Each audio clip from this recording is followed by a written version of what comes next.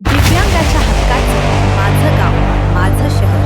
आता बातमी सविस्तरपणे.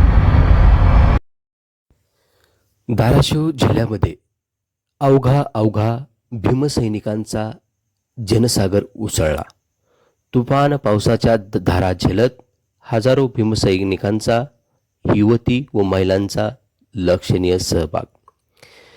आरक्षणाला हात लावाल तर सरकारला रस्त्यावर फिरू देणार नाही, आनंदराज आंबेडकर भर पावसात कडाडले. धाराशिव येथे अनुसूचित जातीमध्ये फूट पाडून आरक्षणाचे वर्गीकरण करण्याचा मनुवादी सरकारचा डाव आंबेडकर जनता हाणून पाडल्याशिवाय राहणार नाही, याची चुणूक आज तुफान पावसात देखील आंबेडकर समाज तुफानातले दिवे बनून या निर्णयाला तीव्रपणे विरोध करण्यासाठी धाराशिव येथे रस्त्यावर उतरला.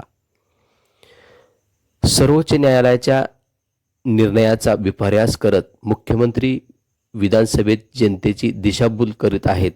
ही अत्यंत शरमेची दुर्दैवी बाब आहे. सरकारने आरक्षणाचा निर्णय घेतला तर गाठ आंबेडकरी समाजाशी आहे, असे वक्तव्य आनंदराज यांनी केले. भर पावसामध्ये लाखो जनसमुदाय या आरक्षणाला विरोध करण्यासाठी धाराशिवमध्ये रस्त्यावर उतरला.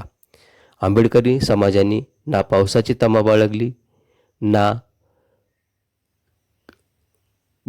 जयघोष करत अवघा समाज बांधव धाराशिवमध्ये एकवटला. दुपारी 2 वाजता निघालेली सभा 4 वाजता संपली. राष्ट्रमाता जिजाऊ चौकातून